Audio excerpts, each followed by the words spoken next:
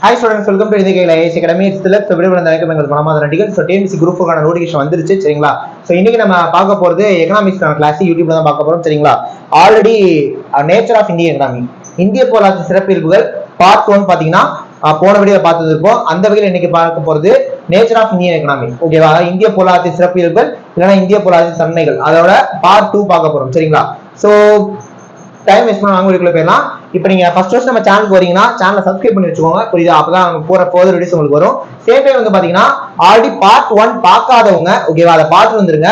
அதுக்கான வீடியோவை நான் கீழே டிஸ்கிரிப்ஷன்ல வச்சிடறேன். அதை பார்த்துட்டு இதை பாருங்க. ஏன்னா அதோட கண்டினியூஷன் தான் இது. அதனால அதை பார்த்துட்டு இதை பாருங்க. புரியுதா?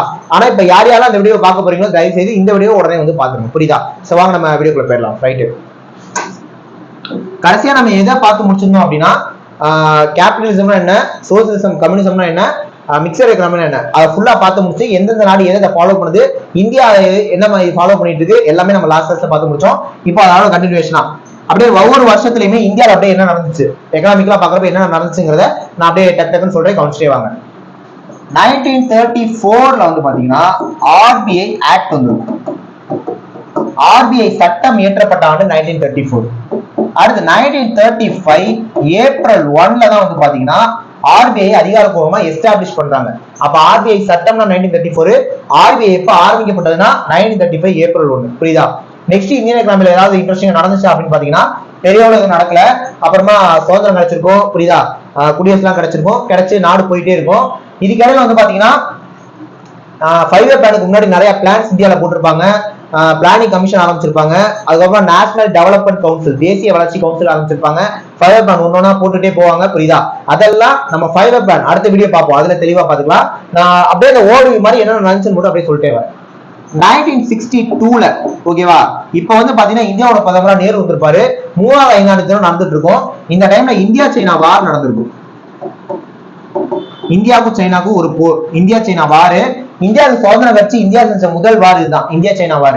இந்த வார்ல இந்தியா தோத்து போயிடும். இந்த வார் மூலமா இந்தியாவுக்கு பொருள் இழப்பு, உயிரிழப்பு, டோட்டல் எக்கனாமி அப்படியே டவுன் ஆயிரும். சோ நல்லா போயிட்டு இருந்த இந்தியா, நல்லாமே ஓரளவு டெவலப் ஆயிருந்த இந்தியா இந்த வார்ல அப்படியே கீழே கவிழ்ந்துரும். 3வது திட்டம் டோட்டலாவே ஃபிளாப் ஆயிருக்கும். அதுக்கு அடுத்தே 1965ல திரும்ப இந்தியா பாகிஸ்தான் வாரம் நடந்திருக்கும். இந்த 2 வாரமே ஒரே ஃபைவ் பண்ண நடந்திருக்கும். புரியுதா? சோ இந்த இந்தியா பாகிஸ்தான் வார் 1965ல முடிஞ்ச ஸ்டேஜ்ல இந்தியா கஜானா டோட்டலாவே காலி. புரியுதா? கஜானாவே சுத்தமா இருக்காது. 5 ஆண்டு திட்டங்கள் போட்டிருந்த இந்தியா டோட்டலாவே கஜானா பணம் இல்லாதனால இதுக்கப்புறம் வருடாந்திர திட்டத்தை போட்டிருப்பாங்க. அப்ப கூட எதிர்கட்சி தலைவரா, எதிர்கட்சியா இருக்கக்கூடிய ஜனதா தலைமை சேர்ந்த மொராஜி தேசாய், அந்த மொராஜி தேசாய் காங்கிரஸா இருப்பாரு. அப்புறமேட்டுக்கு அந்த கட்சியில போய் சேர்ந்துருவாரு. மொராஜி தேசாய் என்னப்பா திட்ட விடுமுறை விட்டீங்களா, பிளானிக்கு லீவ் விட்டீங்களான்னு விமர்சிச்சிருப்பாரு. புரியுதா? அதெல்லாமே நம்ம ஃபைவர் பிளான் பாக்குறப்ப பாத்துக்கலாம். நெக்ஸ்ட் வந்து பாத்தீங்கன்னா இந்தியா கஜானா அப்படியே என்னடா பண்ணலாம் அப்படின்னு இந்தியா நினைச்சிட்டு இருக்கப்ப உலகத்திலே விவசாய புரட்சி ஒருத்தர் செய்வாரு. அவருக்கு பேரு நார்மன் போர்லாக். இந்த நார்மன் போர்லாக் அப்படிங்கிறவர் என்ன பண்ணுவார் அப்படின்னா உலகம் முழுக்க விவசாய புரட்சி ஏற்படுத்துவார். அக்ரிகல்ச்சர்ல ஒரு ரெவல்யூஷன், கிரீன் ரெவல்யூஷனை உலகம் முழுக்க ஏற்படுத்துவாரு. சோ புதிய புதிய ரகரகமான விதைகள்லாம் போட்டு எப்படி நிறைய பயிரிடலாம், எப்படி நிறைய அதன் மூலம் விளைச்சல் அதிகப்படுத்தலான்ட்டு விவசாயத்துல ஒரு புரட்சியே பண்ணுவார். யாரு? Norman Borlaug. அதனால உலகத்துக்கே விவசாயத்துறையின் தந்தை, அதாவது father of agriculture for world யாருன்னா நார்மன் போர்லாக். இவர் 1965, 66 காலகட்டங்கள்ல விவசாய புரட்சி செய்வார். அப்படி செய்யறப்ப 1966, 67 அந்த டைம்ல இந்தியாவுக்கு வருவாரு. குறிப்பா பஞ்சாப்க்கு வருவாரு. அவரை போய் யார வரவேற்பாங்க, ரிசீவ் பண்ணுவாங்க அப்படின்னா MS Swaminathan. So MS Swaminathan தான் அவரை ரிசீவ் பண்ணுவாரு, வரவேற்பாரு. நாம என்ன பண்ணுவோம்னா, எனக்கு உலகம் முழுக்க போற வேலை இருக்கனால நான் இந்தியால விவசாய புரட்சி ஏற்படுத்துறத உங்கள்கிட்ட ஒப்படைச்ச ரெட்டு இவர்கிட்ட ஒப்படைச்ச ஒரு போயிருவாரு. அப்ப இந்தியால விவசாய புரட்சி ஏற்படுத்தினா MS சுவாமிநாதன். அப்ப இந்தியாவுக்கு விவசாயத்துறை தந்தை யாருன்னு கேட்டாங்கன்னா MS சுவாமிநாதன்.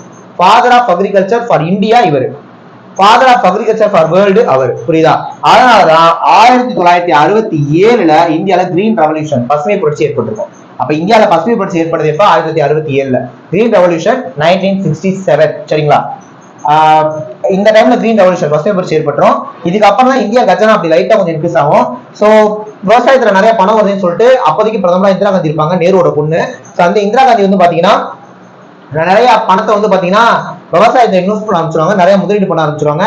நிறைய லோன்ஸ் வந்து பாத்தீங்கன்னா ஃபார்மர்ஸ்க்கு ப்ரொவைட் பண்ண ஆரம்பிச்சிருவாங்க. நிறைய லோன்களை வந்து ஃபார்மருக்கு கொடுத்துட்டே இருப்பாங்க. இதனால இந்தியாவோட கடனும் கொஞ்சம் அதிகமாயிட்டே தான் போகும். புரியுதா? இந்தியாவில கடன் சுமையும் கொஞ்சம் அதிகமாயிட்டே தான் போகும். பெரிய அளவுல எந்த அளவு வருவாயும் வராது. ஓரளவு ப்ராஃபிட்ட போடாமே கூட அந்த அளவுக்கு மிகப்பெரிய வருவாய் எதுவும் வந்திருக்காது. சோ அந்த வடாத திட்டங்களை முடிச்சு 1960 திரும்ப ஒரு பிரைவேட் பண்ண போட்டுருவாங்க. அதெல்லாம் அந்த பிரைவேட் பண்ண படிக்கிறப்ப தெளிவா படிச்சுக்கலாம். ஓகேவா? எக்கனாமிக்கலா பெரிய அளவுல என்ன நடந்துச்சுன்னு பாத்தீங்கன்னா 1969ல இந்திரா காந்தி பிரதமர் இருப்பவங்க என்ன பண்ணிருப்பாங்க அப்படின்னா ஒரு 14 பேங்கை நேஷனலைஸ் பண்ணிருப்பாங்க. 14 வங்கிகளை தேசியமயமாக்கி இருப்பாங்க. யாரு? இந்திரா காந்தி. அதாவது தனியார் வங்கியா இருந்த ஒரு 14 பேங்க கவர்மெண்ட் பை பண்ணுது, வாங்குது. இப்ப வந்து பாத்தீங்கன்னா பேங்கை வித்துட்டு இருக்காங்கல்ல, அதெல்லாம் பண்ணாம அப்ப என்ன பண்ணிருக்காங்க, பேங்கை வாங்குது. நம்ம பார்ட் 1ல டிஸ்கஸ் பண்ணிருப்போம் கேபிட்டலிசம் கம்யூனிசம் அப்படின்னு சொல்லிட்டு. கேபிட்டலிசம்னா பிரைவேட்டுக்கு முக்கியத்துவம் கொடுக்கிறது, கம்யூனிசம்னா கவர்மெண்ட் செக்டருக்கு முக்கியத்துவம் கொடுக்கிறது, பிரைவேட்டை எதிர்க்கிறது. இப்ப இந்திரா காந்தி என்ன பண்றாங்க அப்படின்னா பிரைவேட் பேங்கை வாங்குறாங்க, பிரைவேட்டை ஒழிக்கிறாங்க. புரியுதா? அப்ப இந்திரா காந்தியுமே கிட்டத்தட்ட கால்மார்க்ஸ் பக்கம் தான் நின்றுருக்காங்க, நேருல இருந்து இந்திரா காந்தில இருந்து. அடுத்து இந்திரா காந்தியோட பையன் ராஜீவ் காந்தி வந்ததுல இருந்தா கொஞ்சம் அப்படியே தனியார் துறைக்கு இந்தியா போகும். இப்ப தனியார் துறை நோக்கி இந்தியா போயிட்டு இருக்கு. அந்த டிராவலையும் நான் பார்ட் 1லயே சொல்லியிருந்திருப்பேன். ஓகேவா? 14 பேங்க் நேஷனலைஸ் பண்றாங்க. அப்புறமா 1980ல ஒரு 6 பேங்க் நேஷனலைஸ் பண்ணிருப்பாங்க. 1992ல ஒரே ஒரு பேங்க் நேஷனலைஸ் பண்ணிருப்பாங்க. புரியுதா? அப்ப கூட ஐடிபிஐ, அதாவது industrial bank, industrial development bank for India, industrial development bank for India 1992ல நேஷனலைஸ் பண்ணிருப்பாங்க. ஆக மொத்தம் அப்ப இந்த எஸ்பிஐ, ஆர்ஆர்பி, நபார்ட் தான் கழிச்சு விட்டு பாத்தீங்கன்னா பப்ளிக் செக்டர் பேங்க்ஸ்லயே ஒரு 21 பேங்க் இருந்திருக்கும். இப்ப ஒரு 4-5 வருஷம் முன்னாடி கூட அப்படிதான் இருந்தது. அப்புறம் தான் எல்லா பேங்கையும் மெர்ஜ் பண்ணி ஏதோ பண்ணி இன்னைக்கு டேட்டுக்கு 10 பேங்க் ஆக்கி வச்சிருக்காங்க. ஒரு 3-4 பேங்க் எல்லாம் ஒன்னா சேர்த்து வைக்கிறது, அப்படி பண்ணி ஒரு 10 பேங்க் இன்னைக்கு டேட்டுக்கு வச்சிருக்காங்க. புரியுதா? இது பேங்கிங்கோட ஹிஸ்டரி. அதெல்லாம் அப்படியே தெளிவா அடுத்த கிளாஸஸ்ல பார்க்கலாம். ரைட்டு. இதை அப்படியே கட் பண்ணீங்க அப்படின்னா 1971ல பங்களாதேஷ்க்கு சுதந்திரம் கிடைச்சிருக்கும். பங்களாதேஷ்க்கு சுதந்திரம் கிடைச்சது எப்பன்னா 1971ல. ஓகே. 1975ல இந்திரா காந்தி ஆர்டிகல் 352 இம்ப்ளிமெண்ட் பண்ணுவாங்க. அதாவது ஆர்டிகல் 350 உங்களுக்கு தெரியும். புரியுதா? National emergency. அதை போட்டாங்க அப்படின்னா ஸ்டேட் கவர்மெண்ட்டுக்கு டோட்டலா பவர் இருக்காது. புரியுதா? சிஎம்க்கு பவர் இல்ல, எம்எல்ஏக்கு பவர் இல்ல, ஸ்டேட் கவர்மெண்ட் ஒர்க் பண்ணக்கூடிய யாருக்கும் பவர் கிடையாது. அது அப்படியே ஆப்போசிட்டா சென்ட்ரல் கவர்மெண்ட் பவர்ஃபுல் ஆயிரும். எம்பிக்கு பவர் இருக்கும், பிரதமருக்கு பவர் இருக்கும், குடியரசுத் தலைவருக்கு பவர் இருக்கும், கவர்னர் ஆளுநருக்கும் பவர் இருக்கும். புரியுதா? உங்க எல்லாத்துக்குமே பவர் இருக்கும், ஸ்டேட் கவர்மெண்ட்டுக்கு பவர் இருக்காது. அதாவது சென்ட்ரல் கவர்மெண்ட் நினைச்சாங்கன்னா என்ன வேணாலும் பண்ணலாம். புரியுதா? யார வேணாலும் சுட்டு கொள்ளலாம், கொண்டு குவிக்கலாம். புரியுதா? அதுக்கு ரீசன் என்ன அப்படின்னு பாத்தீங்கன்னா அந்த பங்களாதேஷ்க்கு சுதந்திரம் கிடைச்ச கையோட பங்களாதேஷ் அகதிகள் நிறைய பேர் இந்தியாவுக்கு வருவாங்க. அதை பிடிக்காம தான் இந்தியா வந்து பெருமளவில் பண்ணிருப்பாங்க. பட் இது பண்ணது இந்தியாவுக்கு திரும்ப பெரிய டிராபேக் ஆகி போயிடும். புரியுதா? இதோட இம்பாக்ட் 1977 வரைக்கும் இருக்கும். இந்த டைம்ல தமிழக முதல்வரா கருணாநிதி இருந்திருப்பாரு, சரமாரியா எதிர்த்து இருந்திருப்பாரு இந்திரா காந்தி அந்த டைம்ல. பட் இருந்தாலுமே கூட 1977ல ஒரு எலெக்ஷன் தமிழ்நாடு நடக்கும். எம்ஜிஆருக்கு வந்து எம்ஜிஆர் மக்கள் செலக்ட் பண்ணிடுவாங்க. எம்ஜிஆர் ஆட்சியில இருந்த முழு காலகட்டத்திலுமே பெருமளவுல இந்திரா காந்தி தான் பிரதமர் வந்திருப்பாங்க. ஃபுல் அண்ட் ஃபுல் இந்திரா காந்தியோட ஒரு இணக்கத்தோட தான் போனாரு, ஒரு கூட்டணியில தான் போனாரு. யாரு? எம்ஜிஆர். அப்புறமா அவங்க பையன் ராஜீவ் காந்தி பிரதமர் கூட அவர் கூட இணக்கத்துல தான் இருப்பாரு. யாரு? எம்ஜிஆர். புரியுதா? எப்பவுமே ஏடிஎம்கேல இருக்கவங்க பெரிய அளவுல சென்ட்ரல் கவர்மெண்ட் எதிர்க்க மாட்டாங்க. அப்படியே ஆப்போசிட்ல பாத்தீங்கன்னா டிஎம்கே எப்பவுமே சென்ட்ரல் கவர்மெண்ட் எதிர்த்துக்கிட்டே தான் இருப்பாங்க. புரியுதா? மேக்ஸிமம் இயர்ஸ்ல எதிர்த்துக்கிட்டே தான் இருப்பாங்க. இது அப்படியே பொலிட்டிக்கலா பாக்குறப்ப இந்த விஷயங்கள் தெரியணும். புரியுதா? ரைட்டு. கடைசியா 1977ல நிப்பாட்டிருக்கோம். 1978ல வந்து பாத்தீங்கன்னா ஒரு எலெக்ஷன். புரியுதா? காங்கிரஸ்க்கும் ஜனதா தளத்துக்கும், இந்திரா காந்திக்கும் மொரார்ஜி தேசாய்க்கும் வரலாற்றுல முதல் முறையா சென்ட்ரல்ல சொல்றேன், ஸ்டேட்ல தோத்துருவாங்க 1967ல காங்கிரஸ். ஆனா சென்ட்ரல்ல பாக்குறப்ப முத தோத்த இந்த டைம் தான். இந்த டைம்ல ஜனதா தளம் ஜெயிச்சிடும், மொரார்ஜி தேசாய் பிரதமர் ஆயிடுவார். புரியுதா? 1978ல அவர் பிரதமரோட கையோட இந்த அம்மா 1976ல 42 அமெண்ட்மெண்ட் சொல்லிட்டு நிறைய விஷயங்கள் பண்ணிருப்பாங்க. அதுக்கு போட்டியா இவர் 1978ல 44வது அமெண்ட்மெண்ட், 44வது அரசியல் சட்டத்தை பண்ணுவாங்க. புரியுதா? ரெண்டுமே மிகப்பெரிய அமெண்ட்மெண்டா பார்க்கப்படுற விஷயம். புரியுதா? அவரு அதுக்கு எதிராக அவர் நிறைய விஷயங்கள் பண்ணுவாரு. சேம் டைம் ரோலிங் பிளான், சுழல் திட்டம் கொண்டு வந்திருப்பாங்க. ரோலிங் பிளான், சுழல் திட்டம்னா வருஷம் பிளான் போடுறது. 1979-80ல அதான் அமல்ல இருக்கும். ஆனா எப்ப ஜனதா தளம் ஆட்சி பொறுப்பு வந்தாங்களோ, அது எப்ப வந்தாலும் 2 வருஷத்துல அவங்க ஆட்சி கலந்துடும், மெஜாரிட்டி காட்ட முடியாது. திரும்ப 1980ல இந்திரா காந்தி பிரதமர் ஆயிடுவாங்க. புரியுதா? 1980ல இந்திரா காந்தி பிரதமர் ஆயிடுவாங்க. இப்ப இந்திரா காந்தி பிரதமர் ஆனோட இந்திரா காந்திக்கு ஒரு விஷயம் தெரியும். என்னன்னா, நம்ம ஒரு தப்பு பண்ணிட்டோம், மக்களுக்கு தானே கொடுத்துட்டாங்க, அதனால ஒரு 3 வருஷத்துக்கு நாட்டை நல்லா கொண்டு போலாம் அப்படின்ட்டு ஒரு 1983 வரைக்கும் நாடு நல்லா போகும். அப்ப 83 எது நடந்துச்சு, வெயிட் பண்ணுங்க, அது வரைக்கும் நல்லா இந்தியா போகும். இந்த 3 வருஷம் இந்தியா செம சூப்பரா போகும். புரியுதா? 1982ல நபார்டு அப்படிங்கிற பேங்க்கும் வந்துடும். நபார்டுனா national bank for agriculture and rural development. National bank for agriculture and rural development. புரியுதா? பாத்துல அர்த்தம் இருக்கு. தேசிய வங்கி எதுக்காக? அக்ரிகல்ச்சரையும் ரூரலையும், விவசாயத்தையும் கிராமப்புறத்தையும் வளர்க்கணும், டெவலப் பண்ணுங்கிறதுக்காக கொண்டு வந்த பேங்க். அப்ப இந்த பிரதமர் இந்த டைம்ல வந்து பாத்தீங்கன்னா 6வது 5ஆண்டு திட்டம் நடைமுறையில் இருக்கும், புரியுதா? அந்த 6th 5 பிளான் செமையா போகும். நீங்க 5ஆண்டு எடுத்து பாத்தீங்க அப்படின்னா 3வது 5ஆண்டு திட்டம் டோட்டல் டிராபேக், 4வது 5ஆண்டு திட்டம் கொஞ்சம் ஃபெயிலியர் தான். 5 கொஞ்சம் நல்லா டெவலப் ஆயிருக்கும், பட் 75 போட்டு விட்டு திரும்ப அது அப்படி இதாகும். 6வது 5ஆண்டு திட்டம் தான் பிளாக் பஸ்டர் இருக்கவே. வரலாறு எடுத்து பாத்தீங்கன்னா நீங்க 6வது 5ஆண்டு திட்டம் 7வது 5ஆண்டு திட்டம் 8வது திட்டம் செம்ம சூப்பரா போயிருக்கும். திரும்ப 9th இருந்து அப்படியே சுமாரா தான் போகும். 6 7 8 செம்ம பிளாக் பஸ்டர் இந்தியாவுக்கு. அந்த காலகட்டம் இந்தியாவுக்கு சூப்பரா இருக்கும்.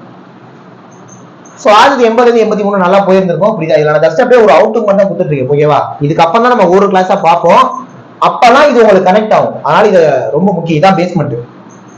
ஓகே, 1983 டைம்ல இந்தாங்க என்ன பண்ணுவாங்கன்னா ஆபரேஷன் ப்ளூ ஸ்டார் அப்படின்னு ஒண்ணு போடுவாங்க.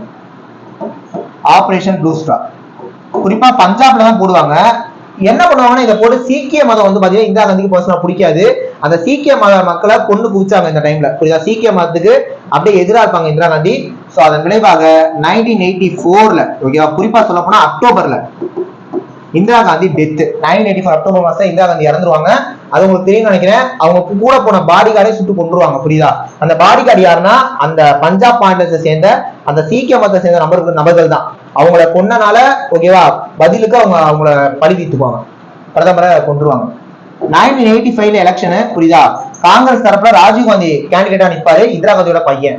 இந்திரா காந்தி இறந்ததுனால அதாவது நம்ம ஊர்ல பொறுத்த வரைக்கும் இந்த லாஜிக்ஸ் இருக்கும், எப்பவுமே ஒருத்தவங்க இறந்தா அவங்க தியாகி, புரியுதா? அந்த வகையில இந்திரா காந்தி மேல ஒரு கருணை அடிப்படை வந்துடும். கருணை அடிப்படையில ராஜீவ் காந்திக்கு எலக்ட் பண்ணிடுவாங்க. ராஜீவ் காந்தி பிரதமர் ஜெயிச்சுவார் 1985ல. ராஜீவ் காந்தி பாத்தீங்கன்னா கொஞ்சம் வேறுபட்டவர் நேரு இந்திரா காந்தியோட. கொஞ்சம் தனியார் துறைக்கெல்லாம் அப்படியே முக்கியத்துவம் கொடுக்கக்கூடிய ஆளு, கொஞ்சம் டெக்னிக்கலா கரண்ட் ட்ரெண்டுக்கு ஏற்ற மாதிரி இருக்கக்கூடியவர், ஓகேவா? 7வது 5ஆண்டு இவருக்கு வந்துடும். அந்த 7வது 5ஆண்டு தான் ஃபர்ஸ்ட் தனியார் துறைக்கு அதிகமா முக்கியத்துவம் கொடுத்திருப்பாங்க. 7வது 5ஆண்டு தனியார் துறைக்கு ரொம்ப முக்கியத்துவம் கொடுத்திருப்பாங்க. இவர் நிறைய விஷயங்கள் செஞ்சிருக்காரு.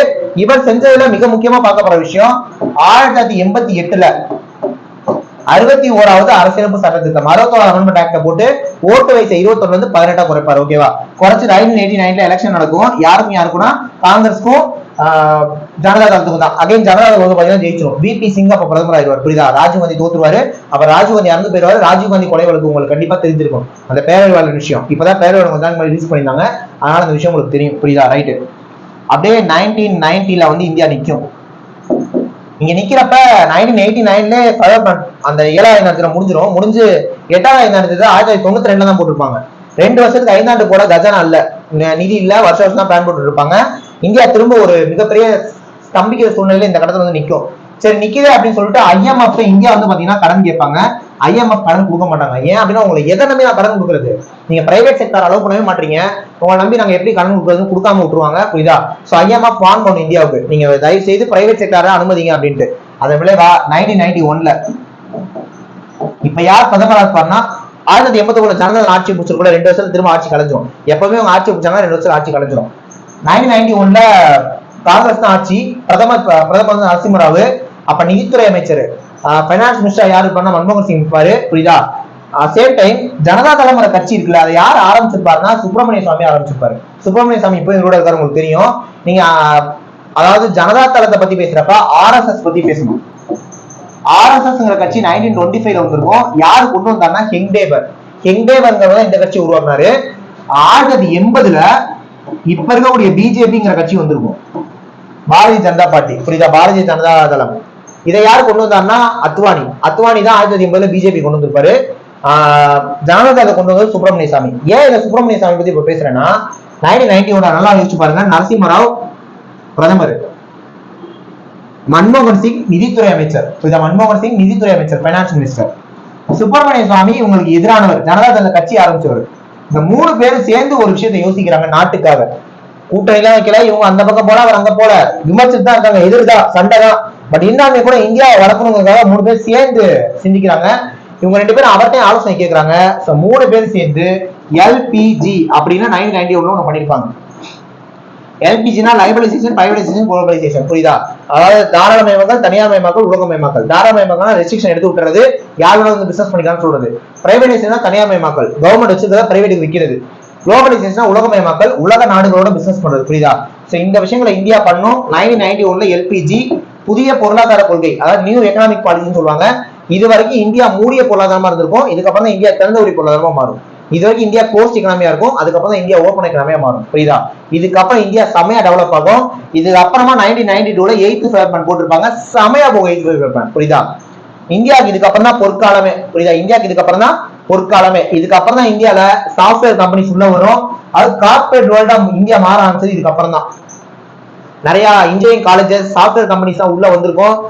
நோக்கியா 1100 ஃபர்ஸ்ட் மொபைல் வந்தது இதுக்கப்புறம் தான் வந்திருக்கும். புரியுதா? இதுக்கப்புறம் தான் இந்தியா நல்லா டெவலப் ஆகும்.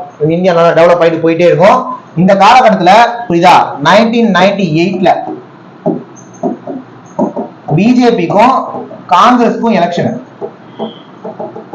நல்லா யோசிச்சு பாருங்க. 1949ல டிஎம்கே வந்து கட்சியை தொடங்கியிருப்பாங்க. 1967 தான் வின் பண்ணிருப்பாங்க. 18 வருஷம் உங்களுக்கு தேவைப்படுது. சேம் டைம் பிஜேபி வந்து பாத்தீங்கன்னா 1980ல கட்சி தொடங்கியிருப்பாங்க. 18 வருஷம் கழிச்சு ஒரு எலெக்ஷன். இந்த எலெக்ஷன்ல பிஜேபி வின் பண்ணிடும். வாஜ்பாய் பிரதமர் ஆயிடுவாரு. மேக்ஸிமம் இந்த 90s கிட்ஸ் நமக்கெல்லாம் வந்து பாத்தீங்கன்னா விவரம் தெரிஞ்சு நம்ம பார்த்த முதல் பிரதமர் வாஜ்பாய் தான். ஓகேவா? 2K கிட்ஸுக்கெல்லாம் தான் மன்மோகன் சிங். 90s கிட்ஸ் பொறுத்த வரைக்கும் விவரம் தெரிஞ்சு நான் சொல்றேன், விவரம் தெரிஞ்சு பார்த்த ஃபர்ஸ்ட் பிரதமர் வாஜ்பாய் தான். அந்த அளவுக்கு நமக்கு அப்ப விவரம் இருக்குமான்னு தெரியல, சொல்றேன். எவ்வளவு பிரதமர் அப்படின்னு பார்த்தது நம்ம வாஜ்பாய் தான். புரியுதா? வாஜ்பாய் வந்து ஒரு மிகச்சிறந்த பிரதமரா பார்க்கப்படுறவர். காரணம் 1999ல கார்கில் வாரம் நடக்கும் இந்தியாவுக்கும் பாகிஸ்தானுக்கும். அந்த வாரம் இந்தியா வின் பண்ணிடும். வாஜ்பாய் வந்து அந்த வாரம் நமக்கு ஜெயிச்சு கொடுத்துருவார். ஜெயிச்சு கொடுத்தாருன்னா அவர் போய் சண்டை போடல, சொல்றேன். பிரதமரா இருக்கிறப்ப ஒரு வாரம் ஜெயிக்கிறது பெருமையான விஷயம். புரியுதா? 1998ல கிசான் கிரெடிட் கார்டு அப்படின்னு ஒன்று வந்திருக்கும். 1998ல கிசான் கிரெடிட் கார்டு. அந்த கார்டை வச்சு ஃபார்மர்ஸ் வந்து லோன் வாங்கிக்கலாம். நபார்ட்ல போயிட்டு, நபார்ட்னு ஒரு பேங்க் பார்த்தோம், அங்க போயிட்டு ஃபார்மர்ஸ் வந்து கார்டு யூஸ் பண்ணி லோன் வாங்கிக்கலாம். புரியுதா? திரும்ப பாத்தீங்கன்னா இந்தியா வளர்ந்தாலுமே கூட லோனு ஃபார்மர்ஸ்க்கு லோனு இந்திரா காந்தில இருந்து ராஜீவ் காந்தில இருந்து வாஜ்பாய் வரைக்கும் அதே தான் பண்ணிட்டு இருக்காங்க. ஒரு கடத்துல உச்ச கடத்துல 2002ல வந்து பாத்தீங்கன்னா என்பிஏ அப்படின்றது ரொம்ப அதிகமாயிரும். என்பிஏனா நான் பெர்ஃபார்மிங் ஆசெட், தமிழ்ல வாரா கடன் சொல்லுவாங்க. எதெல்லாம் வாரா கடன், எதெல்லாம் நான் பெர்ஃபார்மிங் ஆசெட்னா, நீங்க எங்கேயாவது லோன் வாங்கிட்டு 3 மாசத்துக்கு 90 நாளைக்கு அதுக்கான அசலு வட்டி ரெண்டுமே கட்டல, இஎம்ஐ ஈக்குவலி மந்த்லி இன்ஸ்டால்மெண்ட் அது கட்டலன்னு வைங்களே, அது வாரா கடன்ல போயிடும். அந்த என்பிஏல போய் உட்காந்து 90 நாள் நீங்க கட்டலனா, இந்த மாதிரி 90 நாள் கட்டலனா 180 நாள் கட்டலான்னு ஒரு பேர் இருக்கு. 90 நாள் கட்டலாம், அது பேர் என்பிஏ. புரியுதா? 2002ல என்பிஏ இந்தியா ரொம்ப அதிகமா இருக்கும். இன்னைக்கு வரைக்கும் என்பிஏ அதிகமா தான் இருக்கு, சொல்றேன். அதை கலெக்ட் பண்ண வேண்டிய கட்டாயம். இதை கலெக்ட் பண்ணும் அப்படிங்கிறதுக்காக 2002ல சர்ஃபேசி ஆக்ட் அப்படின்னு ஒண்ணு போடுறாங்க. சர்ஃபேசி ஆக்ட். இந்த சர்ஃபேசி ஆக்ட் கீழே வந்ததுதான் ARC, asset reconstruction company. Asset reconstruction company இவங்க வந்து என்ன பண்ணுவாங்க, லோனை வந்து கலெக்ட் பண்ணி கொடுப்பாங்க. திரும்ப 2004ல எலெக்ஷனு. புரியுதா? காங்கிரஸ்க்கும் பிஜேபிக்கும் மன்மோகன் சிங் ஜெயிச்சிருவாரு. 2009 எலெக்ஷனு திரும்ப மன்மோகன் சிங் ஜெயிச்சிருவாரு. புரியுதா? 2005ல புரியுதா ரகுராம் ராஜன், இந்த பேரை நிறைய பேர் கேள்விப்பட்டிருப்பீங்க. இவர் என்ன பண்ணுவார் அப்படின்னா அமெரிக்காட்ட ஒரு வார்னிங் கொடுப்பாரு. இந்த ரகுராம் ராஜன் யாருன்னா மிகப்பெரிய எக்கனாமிஸ்ட், பைனான்ஸ் எக்கனாமிக்ஸ் தான் கரைச்சு குடிச்சவரு, ரொம்ப பிரில்லியன்டான ஆளு. யாரு? ரகுராம் ராஜன். 2005ல அமெரிக்கா வார்ன் பண்றாரு. என்ன வார்ன் பண்றாருன்னா, அந்த காலத்துல அமெரிக்கா என்ன பண்ணிட்டு இருப்பாங்க, அப்ப ரியல் எஸ்டேட் கொடிக்கட்டி பறந்த தரணும் அந்த டைம். சோ அமெரிக்கா என்ன பண்றாங்க அப்படின்னா, ரியல் எஸ்டேட்ல தான் பணம் வருது அப்படின்னு சொல்லிட்டு பணத்தை அள்ளி ரியல் எஸ்டேட்ல கொட்டி தெளிக்கிறாங்க. புரியுதா? ஏன்னா பணம் கூட எப்படி ப்ராஃபிட் வந்துருன்னு சொல்லிட்டு. இருந்தாலுமே கூட ரகுராம் ராஜன் என்ன பண்றாரு அப்படின்னா, நீங்க இப்பெல்லாம் பணத்தை அள்ளி கொடுக்காதீங்க, பணம் மாட்டிக்கிச்சுன்னா வரவே வராது, நீங்க பாட்டு இப்படி பண்ணிட்டே இருக்கீங்களே, இதோட இம்பாக்ட் உங்களுக்கு 3 வருஷம் கழிச்சு தெரியும்னு வார்ன் பண்ணுவார். புரியுதா? அமெரிக்கா கண்டுக்க மாட்டாங்க, செஞ்சுட்டே இருப்பாங்க. புரியுதா? அவர் சொன்ன மாதிரியே 2008ல வேர்ல்டு எக்கனாமி டவுன் ஆயிடும். உலக பெருமந்தம், வேர்ல்டு எக்கனாமி டவுன். புரியுதா? உலக பொருளாதார பெருமந்தம்னு சொல்லுவாங்க. அது 2008ல நடந்திருக்கும். எல்பிஜி பண்ணி இந்தியா டெவலப் ஆனது முழுக்க இங்க அப்படியே போயிடும், உலகமே ஸ்தம்பிச்சிடும். ஏன்னா எப்பவுமே உலக நாடுகள் அனைத்துமே, உலகமே அமெரிக்காவை நம்பிதான் இருக்கும். அமெரிக்கா நல்லா இருந்தா உலகம் நல்லா இருக்கும். அமெரிக்கா லாஸ் ஆச்சுன்னா உலகமே லாஸ் ஆயிரும். அமெரிக்கால இருக்கிற லாஸ் உலகத்துக்கே பெரிய லாஸா முடிஞ்சிடும். என்னதான் ரகுராம் ராஜன் சொன்னபடி நடந்துரும். அதனால 2009ல ஆர்பிஐ கவர்னரா ரகுராம் ராஜனை நியமிச்சிருவாங்க. எங்க? இந்தியால. அப்ப காங்கிரஸ் தான் திரும்ப ஜெயிச்சிருப்பாங்க, காங்கிரஸ் வந்து நியமிச்சிருவாங்க. புரியுதா? கேட்ட சொல்ல போனா 2014 வந்து பாத்தீங்கன்னா ரகுராம் ராஜனை ஆர்பிஐ கவர்னர் தூக்கிட்டு உர்ஜித் பட்டேல கவர்னர் ஆக்கிடுவாங்க. உர்ஜித் பட்டேல் பிஜேபி ஆட்சியை பிடிச்சிருவாங்க, அதனால உர்ஜித் பட்டேல கவர்னரா போட்டுருவாங்க. 2016ல டிமானிட்டைசேஷன் பண்ணப்பலாம் உர்ஜித் பட்டேல் தான் கவர்னர். ஜிஎஸ்டி கொண்டு வந்தப்பயுமே உர்ஜித் பட்டேல் தான் கவர்னர், ஆர்பிஐ கவர்னர். புரியுதுங்களா? இந்த 2008ல உலக பொருளாதாரம்லாம் பெருமந்தம் ஆயிருக்கும்ல, அதனால 2011ல ஆயில் ரேட் ரொம்ப அதிகமா இருக்கும். புரியுதா? 2011ல ஆயில் ரேட் ரொம்ப அதிகமா இருக்கும். அதனால பெட்ரோல் விலை அப்ப லிட்டருக்கு 52 ரூபா வந்துச்சு. அது அதிகம் தான் அன்னைக்கு டேட்டுக்கு. புரியுதா? அப்ப எதிர்கட்சியா இருந்தக்கூடிய பிஜேபி நல்லா விமர்சிச்சிருப்பாங்க, நிறைய போராட்டங்கள் பண்ணி 2014ல வின் பண்ணிடுவாங்க. யாரு? நரேந்திர மோடி, இப்ப கூடிய பிரதமர் வின் பண்ணிடுவார் 2014ல. 2016 நவம்பர் 8 நள்ளிரவு டிமானிட்டைசேஷன் பண மதிப்பு 500,000 செல்லாதுன்னு சொன்னாங்க. 2017 ஜூலை 1 ஜிஎஸ்டின்னு வருது ஒண்ணு, புரியுதா? குட்ஸ் அண்ட் சர்வீசஸ் டேக்ஸ், சரக்கு மற்றும் சேவை வரி. இது முத எந்த நாட்டில் வந்துச்சுன்னா பிரான்ஸ்ல வந்துச்சு. ஜிஎஸ்டி எல்லாம் வரப்போற கிளாஸ்ல தெளிவா பாத்துக்கலாம், புரியுதா? அடுத்து வந்து பாத்தீங்கன்னா கோவிட், லாக்டவுனு, அப்படியே இந்தியன் எக்கனாமி போயிட்டு இருக்கு. ஸோ ஒட்டுமொத்தமா இந்திய பொருளாதாரம் என்னென்ன மாதிரிலாம் மூவ் ஆன் ஆயிருக்கு அப்படிங்கிறத நான் ஓரளவு இந்த வீடியோ சொல்லியிருக்கேன். நம்ம இந்த வீடியோல பார்த்த விஷயங்கிறது ஜஸ்ட் 1% தான். நம்ம ஆன்லைன் கோர்ஸ்ல ஜாயின் பண்ணீங்கன்னா இதை விட 10 மடங்கு கிளாஸ் இருக்கும், இதை விட 10 மடங்கு இருக்கும். நம்ம இந்த வீடியோல கூட பெரிய அளவு நம்ம டேட்டா சொல்லல, இதை விட 10 மடங்கு நம்ம கிளாஸ் இருக்கும். ஜாயின் பண்றவங்க டிஸ்கிரிப்ஷன்ல நம்பர் இருக்கு பாருங்க, கான்டாக்ட் பண்ணி நீங்க ஜாயின் பண்ணிக்கலாம், புரியுதா? ஸோ வரப்போற நாட்கள்லையுமே நம்ம அடுத்த அப்படியே 5 பிளான், பிளானிங் கமிஷன், நிதியா இருக்கு, ஒரு கிளாஸ் தான் பார்க்கலாம், ஓகேவா? தொடர்ந்து நம்ம சேனல் பாருங்க, டெஃபினட்டா உங்களுக்கு ஹெல்ப்ஃபுல்லா இருக்கும். குரூப் 4 எக்ஸாம் கண்டிப்பா கிளியர் பண்ணிடலாம். சப்ஸ்கிரைப் பண்ணி வச்சுக்கோங்க, லைக் பண்ணுங்க, கமெண்ட் பண்ணுங்க, ஷேர் பண்ணுங்க, புரியுதா? நெக்ஸ்ட் ஒரு முக்கியமான வீடியோல பார்க்கலாம். தேங்க்யூ.